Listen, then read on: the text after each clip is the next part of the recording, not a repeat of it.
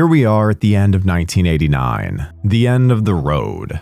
Throughout this series, we have reminisced about all of the horror films that made us into the fine folks that we are today, as well as the influential filmmakers behind them. We began with Sean S. Cunningham taking us to the doomed Camp Crystal Lake in Friday the 13th. Then Tobe Hooper scaled down the gore and replaced it with spooks the whole family can enjoy with Poltergeist. Wes Craven gave us a nightmare that will last forever with Freddy Krueger. And John Carpenter tried to open our eyes to the world around us with They Live. But in this list of the greats, one man in particular had the most impact on me from childhood to the present. For our last trip down memory lane of the decade of decadence, let's remember the man who told us to remember it's only a movie. He showed us how to defeat evil in the hills, took us to Haiti to see a little voodoo, warned us never to fall asleep, and more importantly, asked us, what's our favorite scary movie? However, one film of his in particular not only closes out the 80s, but also often gets overlooked in his grand filmography. So, one last time, let's take a dive into the legacy of Wes Craven and his 1989 film Shocker on our 80s horror memories.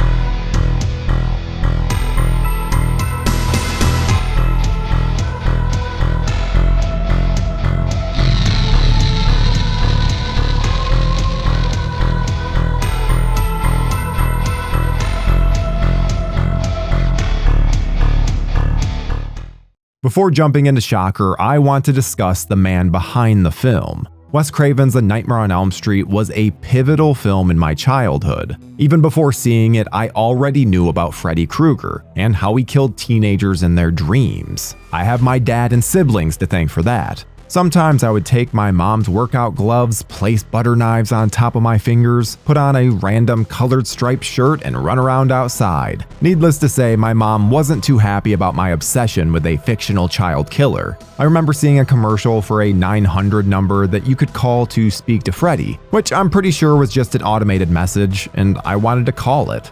My mom took her chance to finally scare me away from this movie by pretending to call it for me.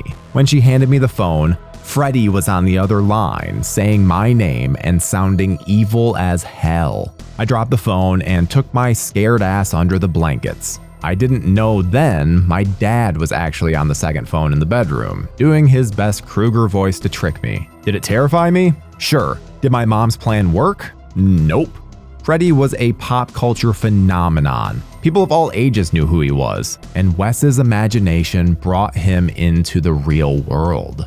There was another film of his that I used to watch as a child, not even knowing that he had directed it. When my siblings used to babysit me, I would often stay up with them well past my bedtime and watch scary movies. For years, I had this one memory of watching a movie with them involving a teenage girl acting like a robot and making some weird beeping noise, sounding like the Roadrunner. As a kid, I loved it. But I can't tell you how frustrating it was to remember the movie's title. After years, and I mean years of searching on Google, I had given up and wondered if I had just made up the memory. Finally, Scream Factory released Craven's 1986 film Deadly Friend just a few years ago. You have no idea what joy and relief I felt when my decades-long search ended. Now, on to Shocker. I would be lying if I told you that I saw this movie as a kid when it came out. The unfortunate fact is that I'm sure most of us could say the same, since it bombed so hard. Yes, Craven had several films in the 80s, but it was the 90s when I actually knew his name. The People Under the Stairs is the film to thank for that. It was something that was always on TV and would scare the crap out of me and my best friends. So of course I would seek out other things at the video store that he did, and Shocker is one that caught my eye. I've talked for almost 50 episodes now about how movies back then could be simply chosen because of the box art, and Shocker was definitely one of those. Even the film's title was badass. In case you haven't seen it yourself, Shocker follows Horace Pinker, a TV repairman by day and murderous psychopath by night. His rampage escalates when he targets the home of Lieutenant Parker, the lead investigator on his case, ruthlessly claiming the lives of Parker's wife and 2 of his foster children. Meanwhile, Jonathan, Parker's remaining son, experiences inexplicable connections to Pinker through his dreams. Utilizing these eerie visions, Jonathan guides his father and a team of officers to Pinker's place of business. During a violent shootout resulting in the loss of multiple officers, Pinker manages to evade capture and seeks vengeance by targeting Jonathan's girlfriend, Allison. Exploiting the opportunity while Jonathan is engaged in practice, Pinker mercilessly takes Allison's life, cruelly deeming it a birthday present. Driven by his link to Pinker, Jonathan and his father pursue the killer to a residential location, apprehending Pinker in the midst of another heinous act.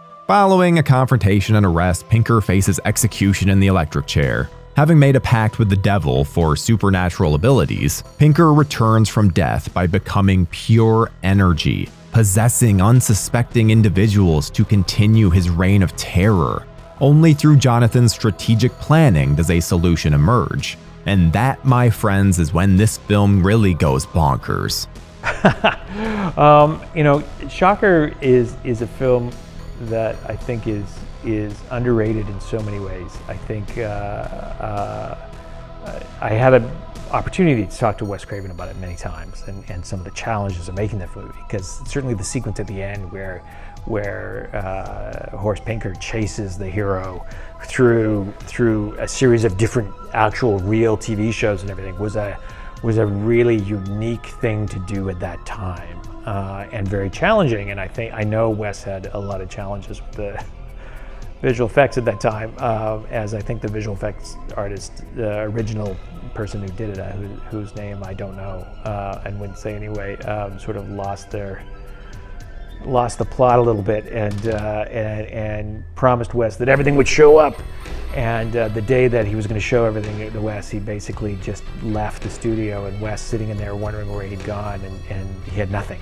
And they had bits of film hidden all over town and things like that, and Wes had to hire all these other visual effects artists to go around and find little pieces of shots that were partially done, and they had almost no time. So it was, the fact that it was a technical feat for that time is amazing. The fact that it was a technical feat that was accomplished under extraordinary circumstances that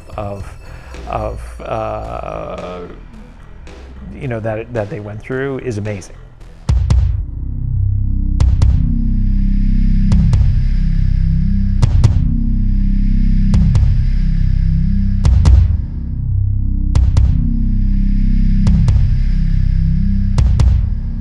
After A Nightmare on Elm Street, Craven wanted to distance himself from the series, apart from Dream Warriors. He didn't care for his creation's direction and made the Dream Warriors as a way to finish the series. But alas, that was not the case. And the idea for Shocker was birthed as a response. The idea caught the attention of Alive Films, the team behind They Live, amongst several others, and the movie was released just months after A Nightmare on Elm Street 5. The intent was to create a franchise to out-Freddy Freddy, while having full control over the series. Unfortunately, the film's failure squashed all plans for future sequels. But why was it such a misfire? I think it didn't quite connect the same way, because there is a primal thing of Freddy attacking you in your nightmares, and that I think speaks to a much more historical and something that's in us from the dawn of time, whereas I think Shocker was very much of the moment. Perhaps looking at it from a more mature point of view, the film is tonally all over the place. The first half plays it pretty seriously with Pinker's brutal killings, but once he gets electrocuted at the halfway mark, that's when the film gets pretty damn silly. You got it, baby. Pinker throws out one-liners like he's Freddy in the sequels, possesses an armchair, and even has a chase through TV land. And yes, there are even dream sequences. Craven just seemed unable to escape that motif. Shit, he even has some of them in Deadly Friend. So maybe audiences were simply getting tired of the same old same old. But as a kid in the 90s, this movie rocked. I didn't care if it took a violent Looney Tunes route. It was fun and had a kick-ass soundtrack. Plus, I was a kid. I'm sure one thing that most people would agree on, though, is that the soundtrack rocks. The producer from Alive Films came from a hard rock background, working with folks like Meat Loaf and Alice Cooper, which is probably why Cooper was in the Alive-produced Prince of Darkness. So, of course, the soundtrack would consist of rock and metal. First, you have Megadeth covering Alice Cooper's No More Mr. Nice Guy. And you also have quite possibly the most excellent theme song ever by supergroup The Dudes of Wrath. That band consisted of members of Whitesnake, Motley Crue, and Kiss. Since my older siblings babysat me quite a bit, 80s hair metal was my jam. This was something that my friends would make fun of me for by the time I reached high school in the 90s, but that did not matter to me. The theme song is like an earworm. If you listen to it once, you'll catch yourself randomly singing the word shocker in a bad Paul Stanley voice.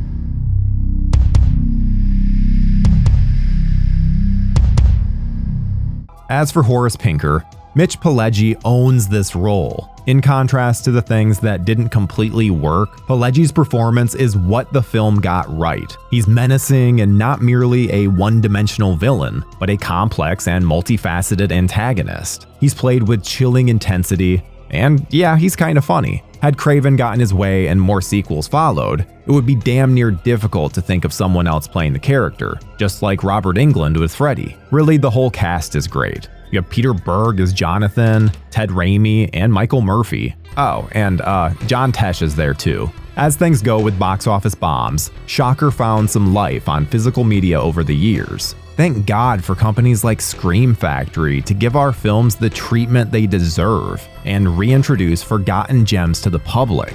In fact, I hear about it more today than I did when I was younger. It's talked about quite a bit on SiriusXM's Liquid Metal, which always makes me smile. Even though I personally think the movie is great, that doesn't mean it's not flawed. If there was anything in Craven's filmography that deserves a remake, it would be Shocker. None of this Elm Street remake nonsense. I remember a few years later, I was watching the movie Fallon with Denzel Washington and getting pissed that it was just a clear ripoff of Shocker. Even the guy who gets electrocuted and eventually possesses others looks strikingly like Pinker. Maybe it was unintentional and Shocker was unconsciously cemented into the filmmaker's brains. That's the kind of influence that Wes Craven had. Regardless, I was mad. I had a great opportunity to work with Wes for 19, 20 years. So, and learn from him and laugh with him and do whatever and disappoint him and rise to the occasion and surprise him and all those things. Disappointed meetings. I'm looking at you, Dracula 2000.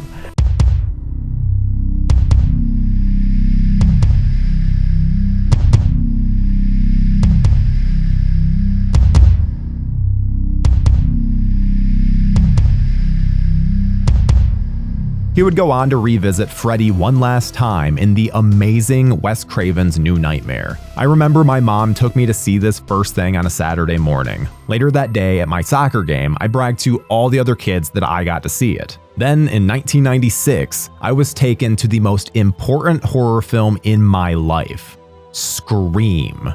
Scream was a celebration of horror movies and came out at just the right time in my life when I understood all the references to the genre. Many horror movies in the mid-90s had grown stale from the abundance the 80s had to bring, but Scream changed the game. It was the film Craven needed to put him back on the map. Craven eventually ventured into a different genre with the Meryl Streep-led and Oscar-nominated Music of the Heart, but horror always called for him for better or worse. Back to Shocker. I'm not going to say his vision was perfect. As an adult who has never seen it, you may even say it's far from great. But for me, I can see past the flaws and feel that same nostalgia that I felt as a child. That's the beauty of the films that I talked about in this series. Every one of them is like a time machine that instantly transports us to a single memory when we first watched it. And for 90 minutes or so, you're a kid again, sitting in your living room watching a movie with the people who are no longer with us. And now, As the circle of life does its thing, a set of new memories in any shape or form can be created to enjoy for years to come. And for that, I want to say thank you to the man responsible for my love of the genre and for making me feel young again. Wes Craven, thank you for making my 80s horror memories a pleasure. Most importantly, thanks to each and every one of you for taking the trip along with me. To Wes!